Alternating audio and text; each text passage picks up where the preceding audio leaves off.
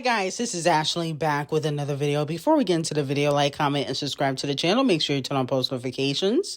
Nicki Minaj surpasses icons, and is Nicki Minaj going to get a new industry title? Not only that, Coinfish and Cardi B throw shade at Nicki Minaj for talking about her stats. So we got a lot to discuss. So Nicki Minaj now ties Whitney Houston as the 6th female artist with the most top 10 songs in Billboard Hot 100 history, surpassing Queen Bee, aka the Queen of Music.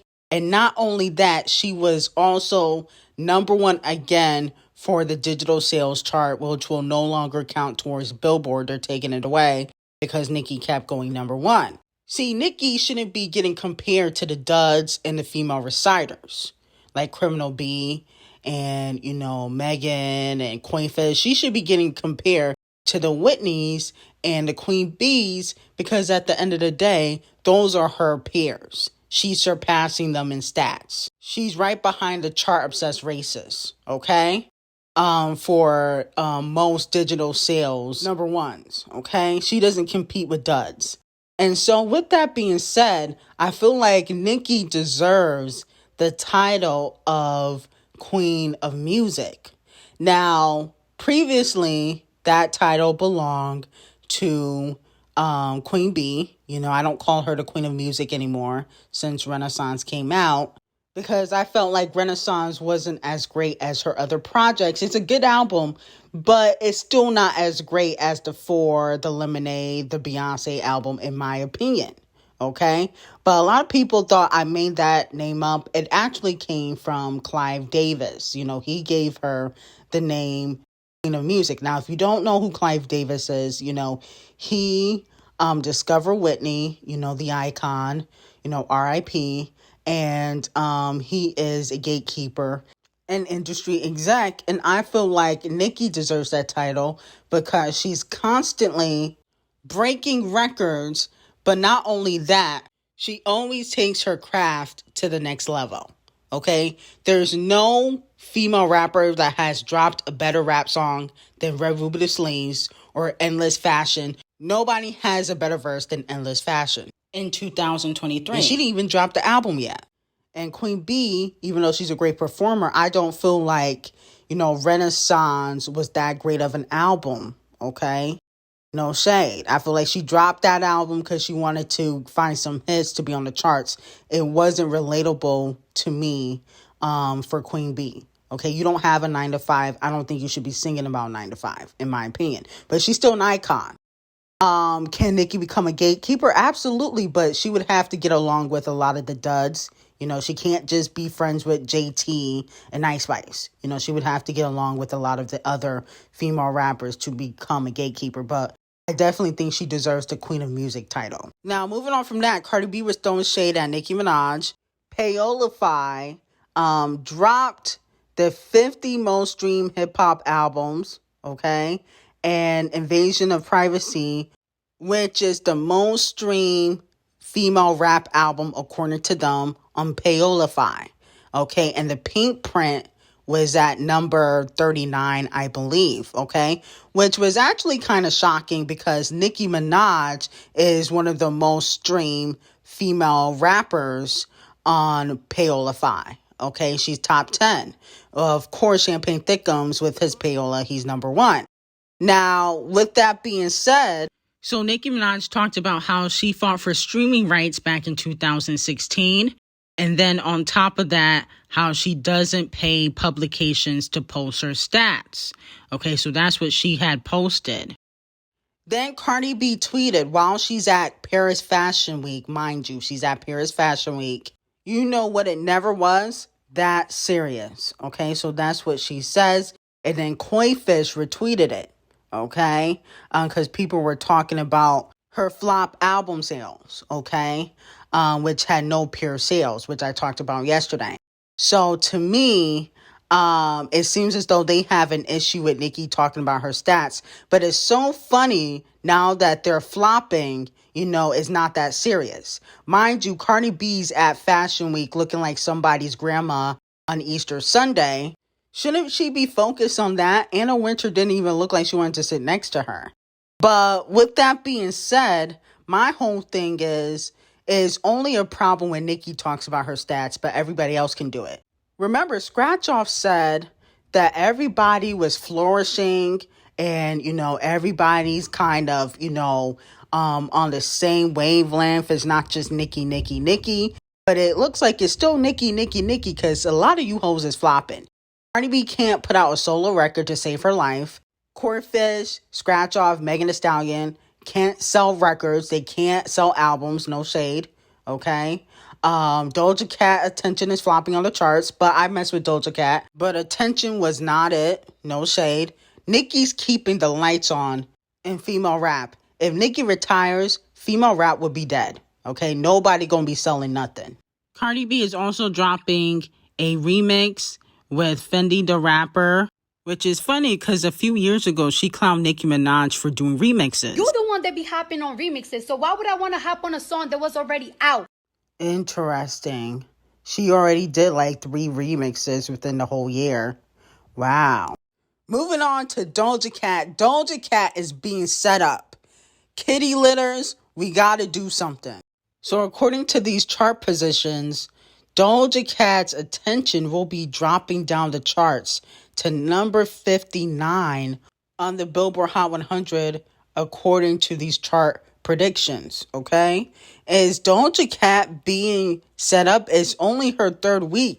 She should not be falling down the charts like this. What happened to her radio play and playlisting?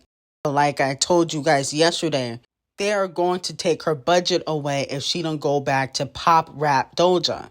RCA the colorist is setting Doja up to flop, okay? With this rap, Doja Badu raps and Doja Lamar raps. They're going to set her up to flop because that's not what they want. So it looks like Megan is still not done with 1501, okay? So Megan Thee Stallion believes that 1501 is lying about Kelsey's boyfriend never being an employee of theirs and has issued a subpoena in an attempt to prove the label helped Kelsey diss her back in 2020, okay? Now, here's my thing with Megan Thee Stallion. You diss Tory and Kelsey on Bad News. Let's not forget, okay? You dissed them on Bad News, and because they responded, you're upset. It doesn't matter if the label helped Kelsey write a diss track. She's not an artist. She's not signed to them. Okay, this is why people think that Megan likes to play the victim, because she will throw a rock, hit you in your eye, and then expect you not to retaliate. I never understood that. Megan could have been finished out her contract if she wasn't in court for the past 2 years, in my opinion. I feel like she's stalling because she's trying to hop into another deal with somebody else, and she don't realize is that, you're only stalling your own career. Okay, I don't even know if the demand for Megan musically is there. You know what I'm saying? I don't hear nobody say, oh, I wish Megan Thee Stallion dropped music. Nobody says that. She should have just finished out her contract. Moving on to Chloe Bailey. So it looks like she has a collaboration with Anita coming. And also Anita got a collaboration with Sam Smith. Let me know how you guys feel about that. Now, I'm here for Chloe doing her collaborations, but where's the Body Do music video? See, Body Do could really have been a summer hit for Chloe if it just had gotten pushed. I'm like, where is the Body Do music video? She's slacking. Well, actually, Columbia Parkwood Entertainment is slacking. But we already know that they are not going to help her. She should just put it out independently. I know Chloe got shmoney. She could put out a music video by herself. It just can't be cheap looking, okay? It has to have the same budget as Have Mercy, okay? Maybe a little bit under, but it gotta have the same aesthetic as Have Mercy, But she really could have done something with Body Do.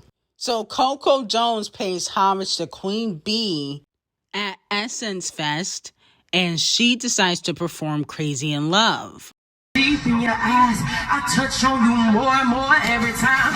When you leave, I'm begging you not to go. Call your name 2 or 3 times.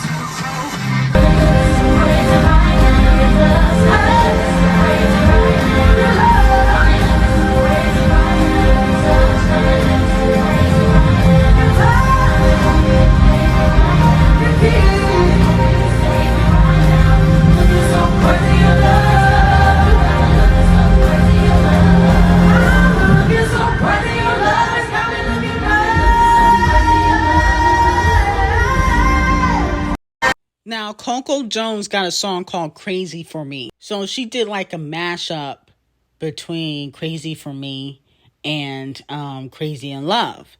And although I love me some Coco Jones, I think she's so talented, a great actress, I just don't feel like she should be singing Crazy in Love.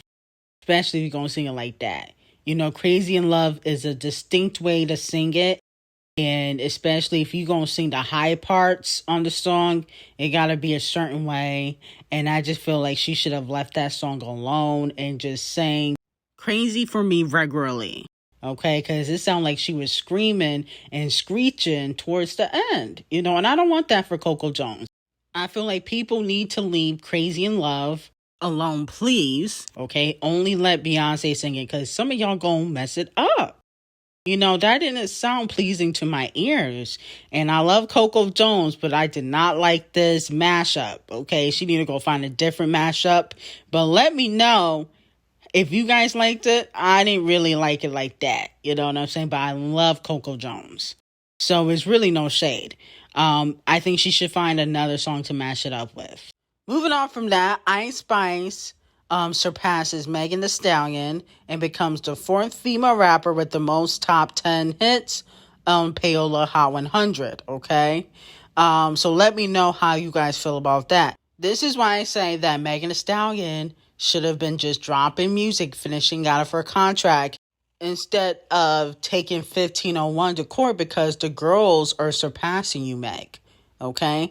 And she can still release music independently, okay? Don't she have a restraining order on 1501? She can still release music. She's choosing not to because she claims she's not getting paid. But her mom told her to sign it, okay? But anyway, I got some hot tea on Patreon. Link will be in the description. And also follow my podcast channel, Pop Obsession. Link will be in the description also. Have a great day.